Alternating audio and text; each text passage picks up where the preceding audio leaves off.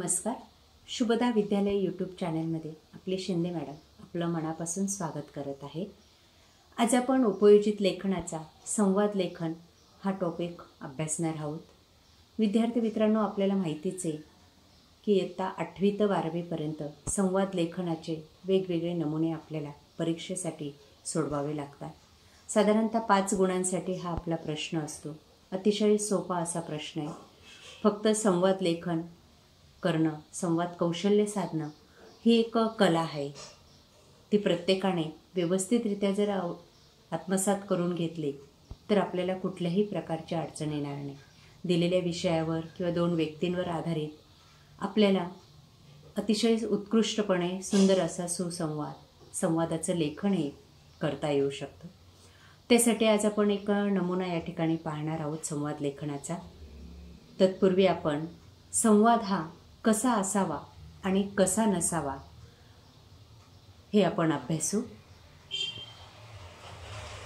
संवाद हा हे असावे, त्यामध्ये कोणाकोणात सुरू आहे याची स्पष्ट अशी कल्पना आपल्या लेखनामधून आली पाहिजे. संवादात 2 व्यक्ती भिन्न स्तरावरील असतात, तर त्यानुसार त्यांची भाषा आपल्याला बदलता आली पाहिजे. संवादातील वाक्य सोपी आणि सुटसुटीत अनौपचारिक असावीत. संवादाला योग्य असा समारोपसुद्धा असणं गरजेचं असतं. त्याचबरोबर संवादामध्ये काय नसावं ते पहा. हो नाही स्वरूपाचे संवाद नसावेत. बोलणे अतिशय पाल्हाळीत नसावे. मध्येच बोलणे थांबवण्याची भावना पण नसावी. संवाद ओढून ताणून केलेला नसावा. संवाद मुद्दे सोडून भरकटणारा सुद्धा नसावा.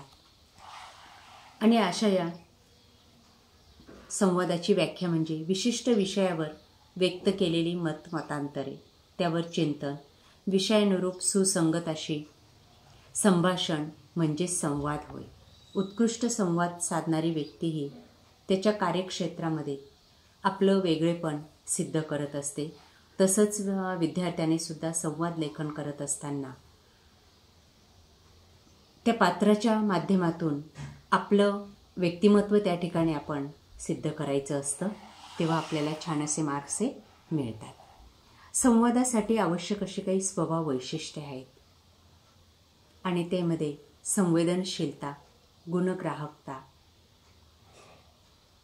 अनाग्रही वृत्ती, विवेकशीलता, भावनिकता, विश्वासार्हता आणि स्वागतशील रसिक अशी वृत्ती संवादामध्ये असणं गरजेचं असतं. आता आपण संवाद लेखनाचा एक उत्कृष्ट प्रसिद्ध असा नमुना पाहणार आहोत. संगणकाचा महिमा या विषयावर नात आणि आजोबा, नातीचं नाव आहे शिवानी आणि आजोबांचं नाव आहे रघुनाथराव, यांच्यामध्ये संवाद सुरू आहे. बघा, तो संवाद अशा पद्धतीने मांडला जातो. आजोबा म्हणतात, बरेच दिवस झाले चेन्नईला येऊन, मला मुंबईला गेलं पाहिजे. त्यावर शिवानी म्हणते, आजोबा तुम्ही खूप दिवस राहणार आहेत असे म्हणालात होतात. आजोबा, अगं दिवसभर मी एकटा असतो. घरात इथे मराठी वर्तमानपत्र सुद्धा मिळत नाही. मी वेळ कसा घालवणार? त्यावर शिवानी म्हणते, एवढंच ना आजोबा, तुम्हाला रोज मराठी वर्तमानपत्र वाचायला मिळेल. मी व्यवस्था करते. आजोबा म्हणतात, ते कसं काय शक्य आहे बुवा? शिवानी म्हणते, आजोबा हे संगणकाचं युग आहे.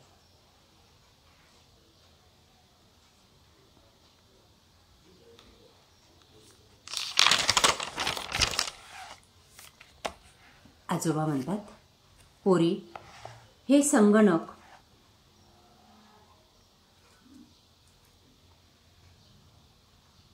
हे सगळं ऐकलंय खरं. शिवानी म्हणते, आजोबा मी नेट सुरू केलंय. कोणतं वर्तमानपत्र वाचायचंय तुम्हाला? आजोबा म्हणतात, सर्व काळ. शिवानी म्हणते, थांबा मी आता ही अक्षरे संगणकात टाईप करते. आजोबा, अरे वा, सगळी पाने दिसायला लागली की इथे. सगळ्या बातम्या वाचतो आता. शिवानी म्हणते, आजोबा तुम्ही आता तुमच्या मित्रांना ईमेल पण करू शकतात. आजोबा. खरंच पोरी, संगणकाचा महिमा हा खरोखर आघात आहे. या संगणकाने संपूर्ण जगालाच एकदम जवळ आणलंय. अशा पद्धतीने आपण दिलेल्या विषयावर आधारित उत्कृष्ट असं संवादाचं लेखन करू शकतो. आपल्याला हा व्हिडिओ कसा वाटला ते मला सांगा आणि यासारखे नवनवीन व्हिडिओ पाहण्यासाठी आपल्या चॅनलला मित्रांनो सबस्क्राईब करून बेल आयकॉनवर क्लिक करून ठेवा.